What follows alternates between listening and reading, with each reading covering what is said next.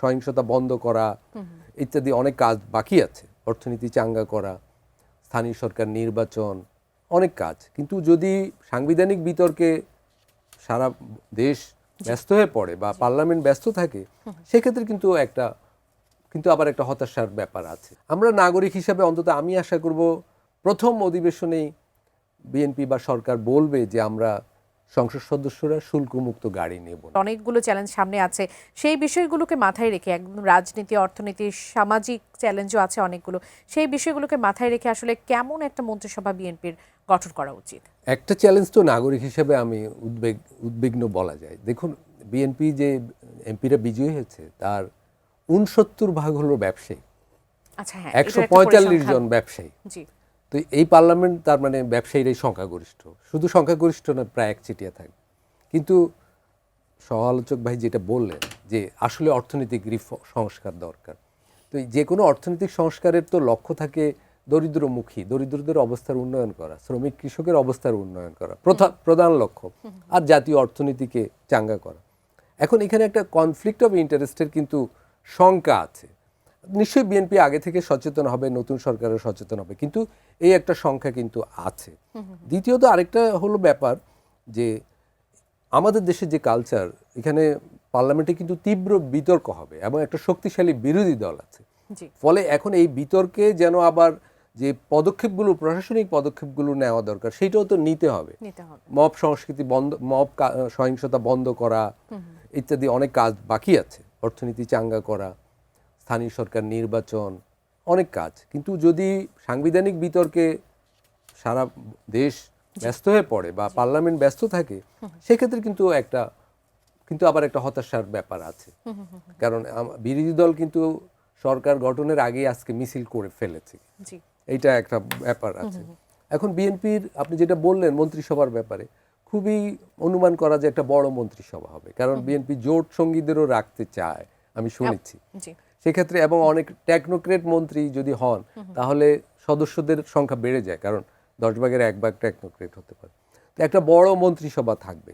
আমরা নাগরিক হিসাবে অন্তত আমি আশা করব প্রথম অধিবেশনেই বিএনপি বা সরকার বলবে যে আমরা সংসদ সদস্যরা শুল্কমুক্ত গাড়ি নেব না। এরকম কিছু ছোট পদক্ষেপ, কিন্তু এগুলো একটা ইতিবাচক বার্তা দিবে সমাজে যে বিএনপি জনগণের কথা আগে ভাবছে। সংসদ সদস্যরা, এই ব্যবসায়ী সমাজ যারা সংসদ সদস্য হয়ে এসেছেন, তাদের তো সবাই গাড়ি বাড়ি আছে ধরে নেওয়া যায়, তারা অন্তত শুল্কমুক্ত গাড়ির বিষয়টাকে বাদ দিবেন, এটা নাগরিক হিসাবে আমার একটা প্রথম চাওয়া। জি, মোশাররফ ভাই, এরকম কোনো চমক কি আপনারা দেখাবেন কিনা? না, এখানে আমি শুধু শুল্কমুক্ত গাড়ির কথাই বলছি না, মানে এরকম চমক থাকবে কিনা। আমি একটু কথা বলছি। আপনি দেখেন যে যিনি সংসদ সদস্য দায়িত্ব পালন করবেন, তাকেও তো আপনার কিছুটা আর্থিক আপনাকে রাষ্ট্র সহযোগিতা দিয়ে, কারণ আপনি দেখেন যে স্যালারি, আপনি একজন এমপি মান্থলি অনলি 55,000 টাকা সে স্যালারি পাবে। এখন আপনি দেখবেন একটা গভর্নমেন্টের একটা উপজেলা লেভেলের একটা ইউনো দেখেন, তার কি ফ্যাসিলিটি, তার অফিস আছে, তার গাড়ি আছে, তার দারোয়ান আছে, তার সিকিউরিটি ফোর্স আছে। এমপির অবস্থান কিন্তু তার চেয়ে অনেক হাই, আবার অ্যাবভ সচিবের উপরে সে। এখন তাকে আপনি কি সহায়তা করবেন? তার কাছ থেকে তো আপনি সার্ভিস আশা করেন, তো সে সারাদিন মানুষের সেবা করে যাবে, তাহলে তাকে আপনি কোনোভাবেই সাপোর্ট দেবেন না, তাহলে সে কিভাবে করবে? সে এক জায়গায় যেতে হলে তাকে তো ট্রান্সপোর্ট দেয়। তাহলে আপনি গভর্নমেন্টের পক্ষ থেকে, আমি আলতাফ ভাইকে বলি, তাদের মতো সুশীল সমাজের দাবি তুলুক যে যখন এমপি থাকবে তাদেরকে গভর্নমেন্ট ওই সাপোর্টটা দেবে, যে তাকে পরিবহন সাপোর্ট দেবে, এই দেবে। তাইলে হয়তো সে না, আর যদি না হয়, যে খরচগুলি এগুলি হয়, সেগুলি কোথা থেকে মেকআপ করবে? না, এখানে আমার উত্তর আছে। আমি ওদের বোঝাতে ভুল করেছি। আমি শুল্কমুক্ত গাড়ির কথা বলেছি, মানে বিদেশি একটা দামি গাড়ি। আমাদের দেশে তো প্রগতি থেকে আপনারা একটা গাড়ি নিতে পারেন, সেইটা বলছি। না, ঠিক আছে, আপনি এই প্রস্তাব, এটা একটা নিউ প্রস্তাব মানে আসছে, আমি মনে করি আপনাদের চিন্তা ভাবনার মধ্যে এরকম আছে কিনা, এই ডিবেটগুলি হোক। আমি বলছি এই ডিবেটগুলি is the very positive debate, কিন্তু আপনাকে দেখতে হবে আমাদের কাঠামোগত অবস্থাটা কি। আপনি দেখবেন একজন ডিসি কি পাওয়ার এক্সারসাইজ করে তার। এখানে ভাই এটাই তো দরকার যে আপনারা সংস্কারগুলো এমন ভাবে করবেন যেখানে জনপ্রতিনিধিরা পাওয়ারফুল হবে। হচ্ছে না তো বাংলাদেশে, প্র্যাকটিক্যাল ফিল্ডে গেলে তো আপনি এটা পাবেন না।